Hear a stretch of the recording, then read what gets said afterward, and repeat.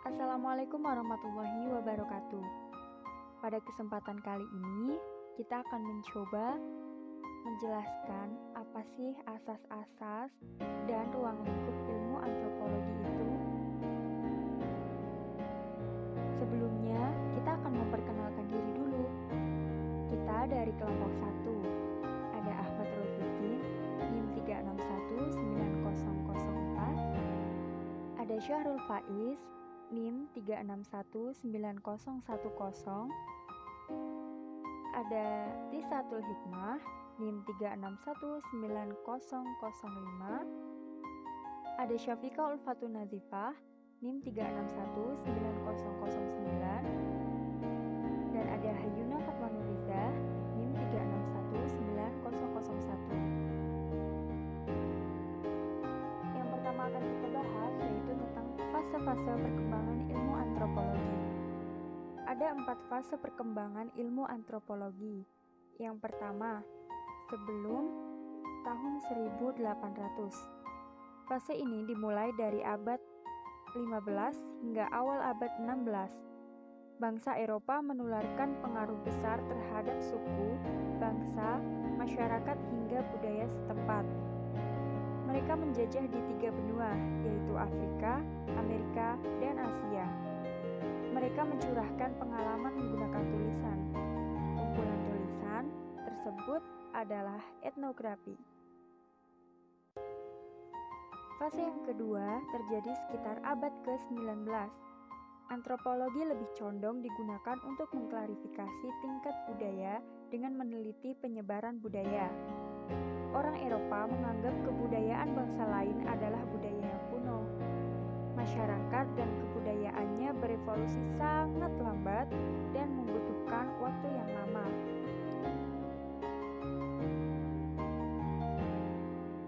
Pada fase yang ketiga, terjadi pada permulaan abad ke-20.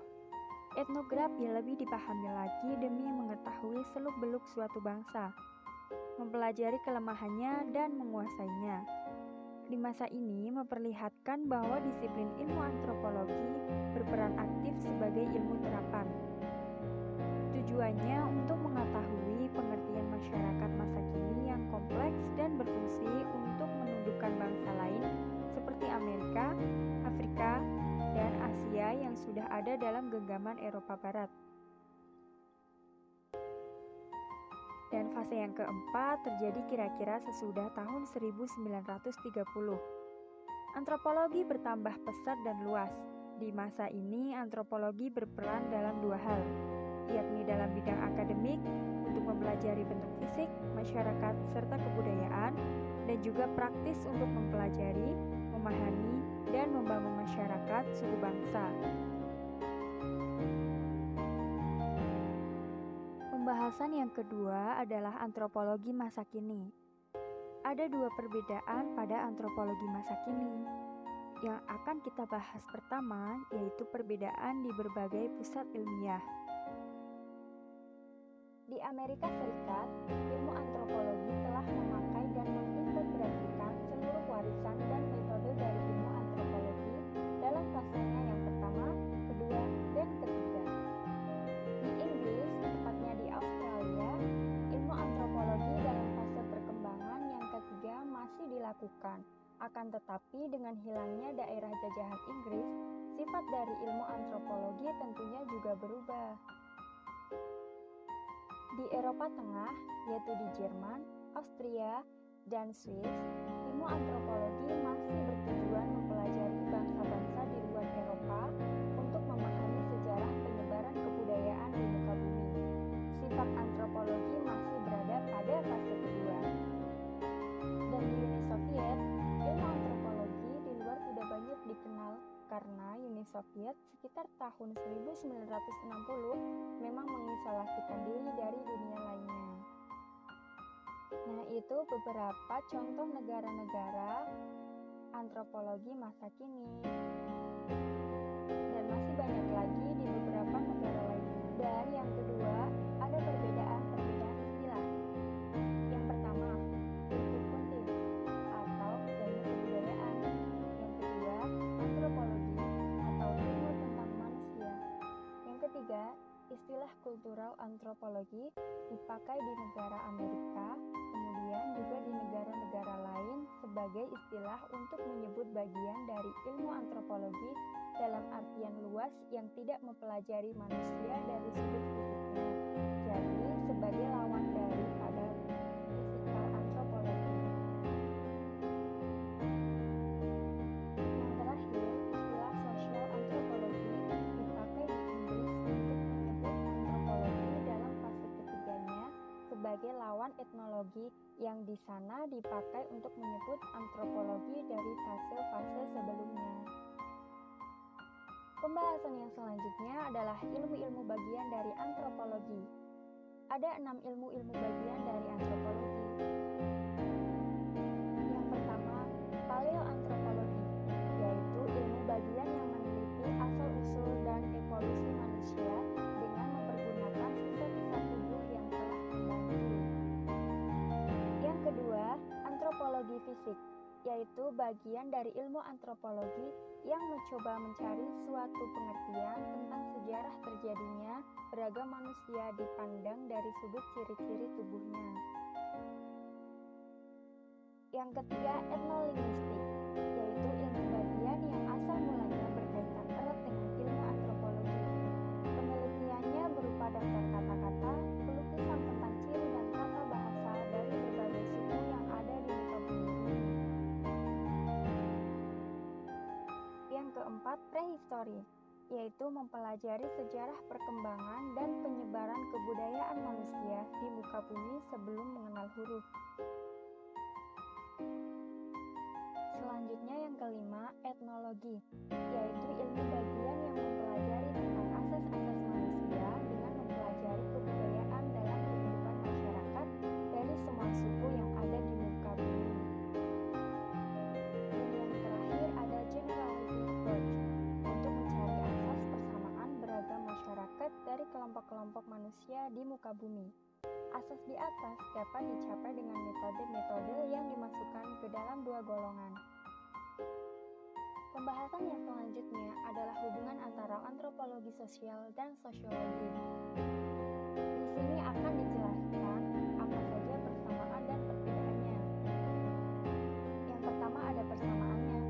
Antara keduanya memiliki tujuan yang sama, yaitu mencapai asas-asas hidup masyarakat dan kebudayaan manusia pada umumnya. Yang selanjutnya adalah perbedaan. Dari ilmu antropologi sosial dan sosiologi pastinya memiliki beberapa perbedaan, yaitu mempunyai asal mula dan sejarah perkembangan yang berbeda. Dari perbedaan asal mula dan sejarah perkembangannya, menyebabkan adanya suatu perbedaan kekhususan pada pokok dan bahan penelitian dari keduanya. Juga dari perbedaan asal mula dan sejarahnya, menyebabkan perkembangan metode dan masalah yang khusus dari keduanya. Perlu diketahui bahwa sosiologi pada awalnya hanya bagian dari ilmu filsafat, yaitu filsafat sosial. Pada fase kedua timbul kegiatan menganalisis masalah-masalah masyarakat yang semakin dikembangkan. Setelah seorang sarjana ilmu filsafat mengumumkan teori dari ilmu tentang masyarakat atau sosiologi, menyadarkan bahwa ada yang namanya ilmu sosiologi. Lalu filsafat sosial menjadi ilmu khusus. Pokok ilmiah dari perbedaan antropologi sosial dan sosiologi tidak dapat ditentukan dari perbedaan antara masyarakat suku bangsa di luar lingkungan Eropa Amerika dengan bangsa-bangsa Eropa Amerika. Juga tidak dapat ditentukan dari perbedaan antara masyarakat pedesaan dan juga masyarakat perkotaan. Metode ilmiah atau pendekatan yang digunakan oleh antropologi sosial dan sosiologi pun juga berbeda. Kalau antropologi sosial dalam melakukan penelitian adalah meneliti semua unsur dalam kehidupan suatu desa atau kota sebagai kebulatan. Penelitian bersifat intensif dan mendalam.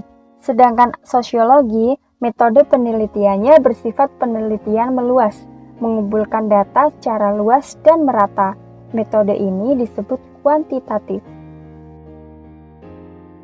Pembahasan selanjutnya adalah hubungan antropologi dengan hubungan antropologi dengan ilmu geologi. Fungsi geologi dalam mempelajari tentang ciri-ciri bumi dan perubahannya ini sangat penting dalam subbab antropologi, yaitu paleoantropologi. Selanjutnya ada hubungan antropologi dengan paleontologi. Ilmu ini berperan sebagai ilmu yang meneliti makhluk-makhluk dahulu kala untuk membuat suatu rekonstruksi tentang proses evolusi bentuk-bentuk makhluk dari dahulu hingga sekarang. Selanjutnya hubungan antropologi dengan ilmu anatomi. Ilmu anatomi berfungsi meneliti ciri-ciri dari bagian-bagian kerangka manusia. Berbagai bagian tengkorak dan ciri-ciri dari bagian tubuh manusia pada umumnya menjadi penelitian yang penting dari seorang ahli antropologi fisik untuk mengetahui asal mula dan penyebaran manusia serta hubungan antara ras-ras di dunia. Yang keempat, ada hubungan antropologi dengan ilmu kesehatan. Keduanya saling berkesinambungan. Ilmu antropologi dapat memberikan informasi data kesehatan masyarakat dari berbagai daerah, metode dan cara untuk menyesuaikan diri dari kebudayaan adat istiadat setempat, sehingga hal ini memudahkan mereka yang ingin atau akan belajar di luar daerah. Yang kelima, hubungan antropologi dengan ilmu linguistik. Dalam melakukan suatu penelitian, ilmu antropologi memerlukan topangan dari berbagai ilmu lainnya, yang salah satunya adalah ilmu linguistik, yang membantu dan memahami bahasa suatu suku bangsa yang akan dijadikan objek penelitian. Keenam, hubungan antropologi dengan ilmu arkeologi. Dalam pembahasan ilmu antropologi budaya, terdapat subbahasan yang disebut prehistori. Subbahasan inilah yang memerlukan ilmu arkeologi sebagai sarana ilmu untuk mengetahui sejarah perkembangan manusia dan suku-suku bangsa sejak sebelum mengenal tulisan sampai kepada masa sekarang. Yang ketujuh, hubungan antropologi dengan ilmu sejarah.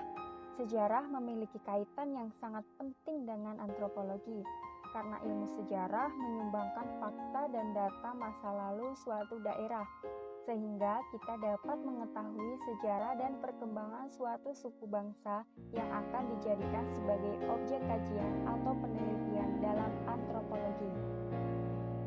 Selanjutnya yang kedelapan, hubungan antropologi dengan ilmu geografi. Objek kajian geografi juga menyebutkan manusia. Geografi memerlukan antropologi dalam kajiannya, karena antropologi mempelajari tentang berbagai warna manusia, baik dari segi suku bangsa, etnis maupun ras. Begitu pula sebaliknya, antropologi memerlukan geografi untuk mempelajari tentang alam. Yang kesembilan, hubungan antropologi dengan ilmu ekonomi. Dalam aktivitas ekonomi masyarakat, untuk membangun perekonomian di suatu negara, seorang ahli ekonomi memerlukan bagian komparatif mengenai berbagai unsur kemasyarakatan dalam negara tersebut. Dan yang terakhir, hubungan antropologi dengan ilmu hukum. Seorang ahli hukum, terutama hukum adat, sangat memerlukan antropologi untuk meneliti hukum adat yang berlaku di masyarakat. Antropologi juga butuh ilmu hukum, karena tiap masyarakat pasti mempunyai hukum yang digunakan dalam pengadilan sosial. Selanjutnya ada metode ilmiah dari ilmu antropologi. Metode ilmiah dari suatu ilmu pengetahuan adalah segala jalan atau cara dalam rangka ilmu tersebut untuk sampai kepada keseluruhan pengetahuan. Tanpa metode ilmiah, suatu ilmu pengetahuan sebenarnya bukan suatu ilmu, melainkan suatu himpunan pengetahuan saja tentang berbagai gejala alam atau masyarakat, tanpa dapat disadari hubungan gejala antara gejala yang satu dengan gejala yang lainnya. Selanjutnya kita akan membahas tentang tenaga sarjana, lembaga, majalah, dan prasarana ilmu antropologi. Yang pertama, ada kehidupan ilmiah. Suatu cabang ilmu pengetahuan dikatakan hidup apabila para ahli di bidangnya melakukan kegiatan-kegiatan penelitian untuk memecahkan berbagai macam masalah ilmiah. Penelitian-penelitian itu biasanya memerlukan banyak biaya, maka harus ada badan yang mendorong kegiatan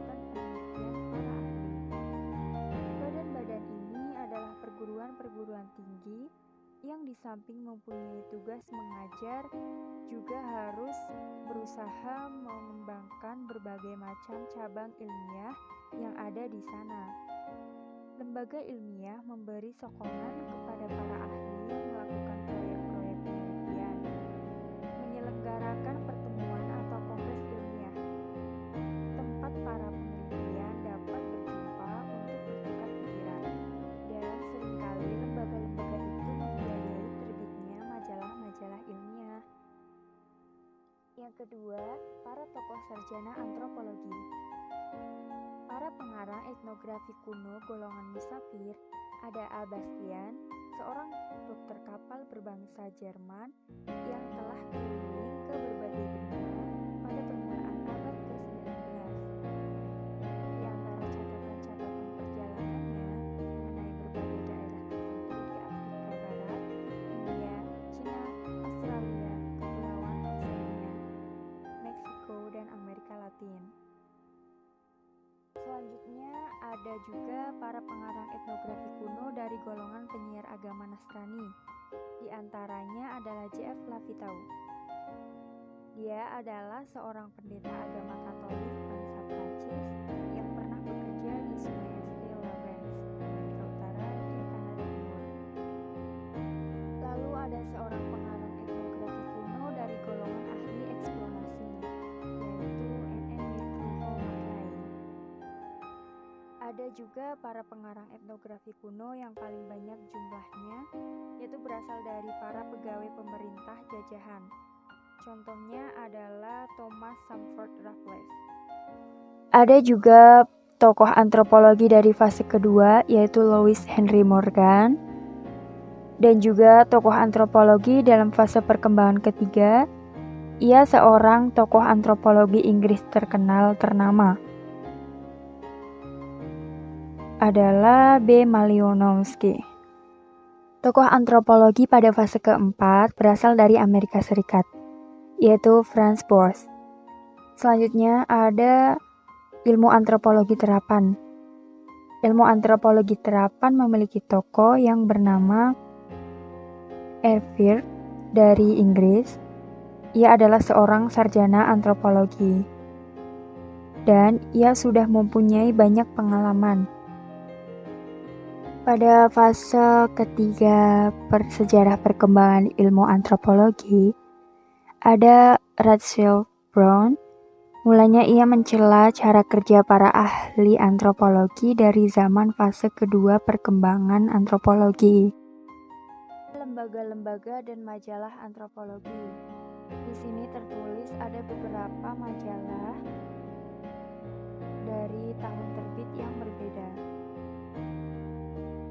Ada juga yang sangat populer di Indonesia, yaitu Current Antropologi yang terbit tahun 1965, jilid 6. Lalu ada juga lembaga-lembaga yang terkenal dan yang penting dalam ilmu antropologi. Di Amerika sendiri ada dua lembaga, yaitu American Anthropological Association, yang kedua American Association of Physical Anthropology.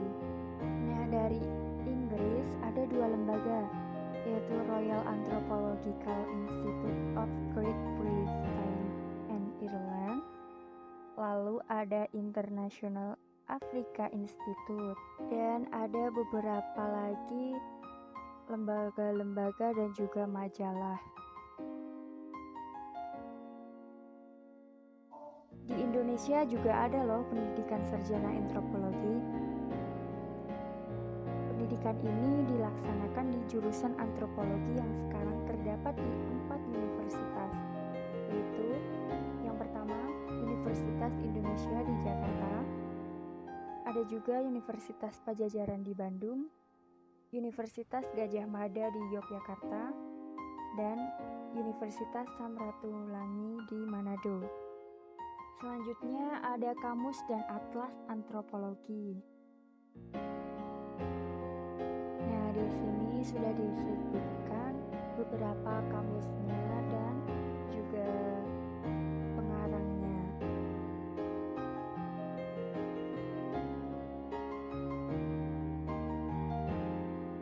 Mungkin cukup sekian yang bisa kami jelaskan.